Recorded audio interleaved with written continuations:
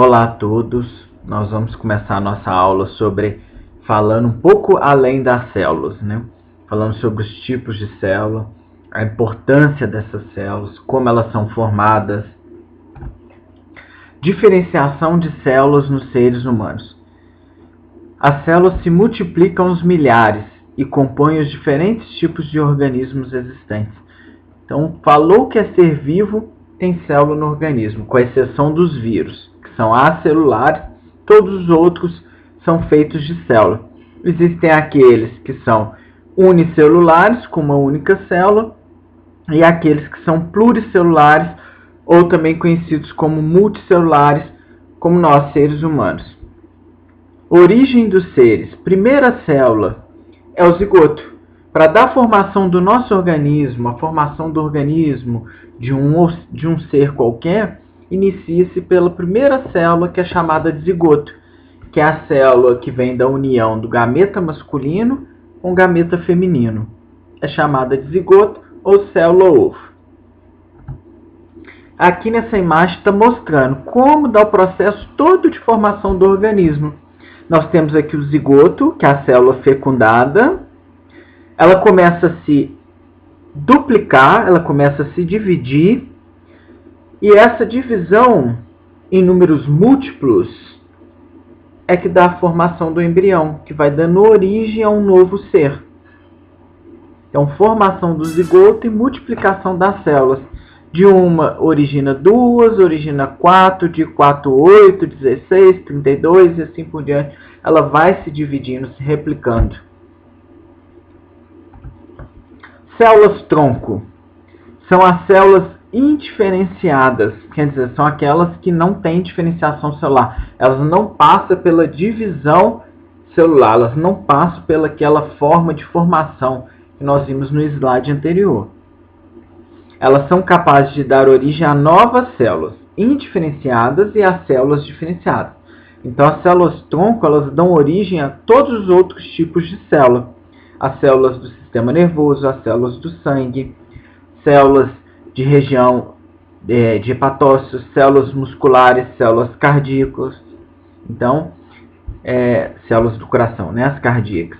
Então, elas dão origem a todas as outras células. Por isso que ele citou que elas originam as células indiferenciadas, dão origem a novas células-tronco, e a outras células diferenciadas, especializadas em funções, como os neurônios, que fazem parte do sistema nervoso, as hemácias do sangue, os hepatócitos, as células cardíacas do coração, células musculares do restante do músculo, do corpo. Então, as células-troncos, elas são extremamente importantes. Então, por isso que, quando a gente fala em transplante de célula-tronco, em transplante de cirurgia para transplantar célula-tronco, significa que para o organismo da pessoa produzir mais células-tronco e melhorar a imunidade para combater determinados tipos de doenças, como o câncer, por exemplo. Então, as células-tronco são extremamente importantes. Nós temos também os tipos de tecidos. Nós temos o tecido epitelial, que reveste todo o corpo de forma externa, lá de fora. Então, ele protege os órgãos internos, ele protege o organismo e, ao mesmo tempo, ele é responsável pelo controle de absorção e eliminação de substâncias do nosso organismo. Então, ele reveste os órgãos externamente. As células ficam muito próximas umas das outras.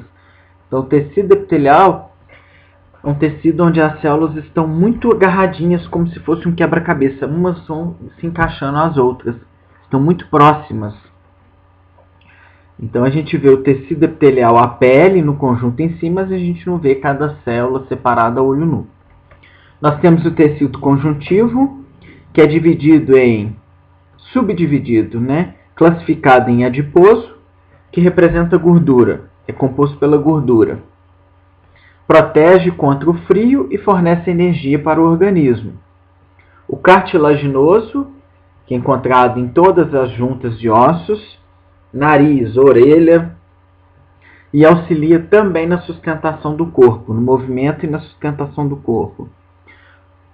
O tecido conjuntivo ósseo, que contém cálcio e fósforo, mantém a resistência nos ossos, está presente nos ossos.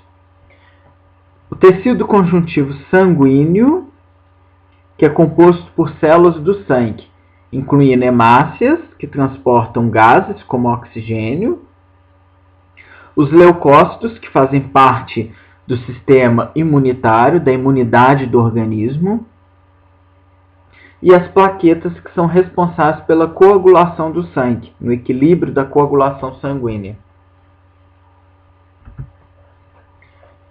Nós temos, além do tecido conjuntivo, nós temos também o tecido muscular, que também é classificado, subdividido. Então, o tecido muscular, as células são alongadas, são mais esticadas, tem a capacidade de contrair e relaxar. Então, facilita o movimento do organismo, a movimentação do organismo. Você movimentar perna, braço. Por quê? Devido a essa capacidade de contração e relaxamento da musculatura. Então, nós temos o tecido muscular estriado cardíaco, que forma o coração. O movimento é involuntário, o coração não bate a hora que a gente quer. E ele não pode parar de bater, então é um movimento constante.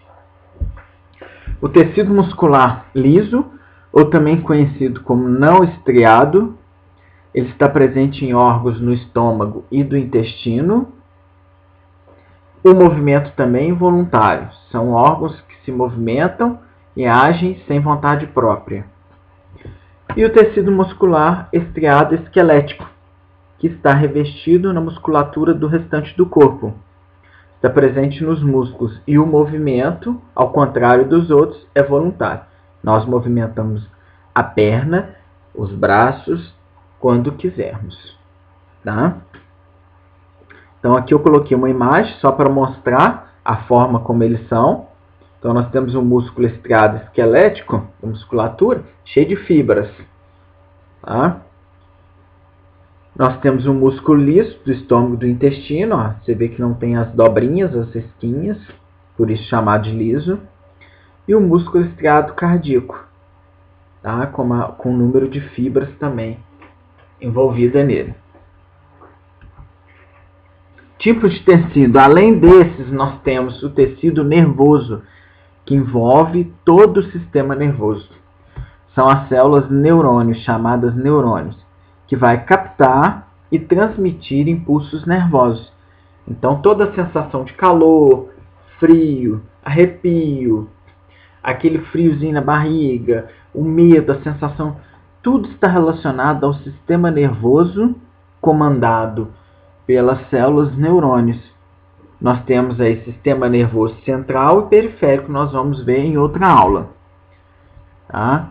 Comandado no cérebro e na medula espinhal. O cérebro comanda o corpo. Então, nós temos o sistema nervoso central, envolvendo o cérebro e medula espinhal, e o periférico para as extremidades do corpo. Então, as células são diferenciadas. Ó. Elas têm os dendritos, essas ramificações, o corpo do axônio, por onde os impulsos são transmitidos. Então, o impulso sai de uma extremidade e vai para outra.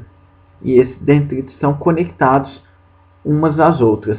Elas não são umas células unidas como as células do tecido epitelial, agarradinhas, não. Muito próximas umas das outras, não. Encerramos aqui, então, a nossa aula sobre as células e os tipos de tecido e como as células são formadas. Ok?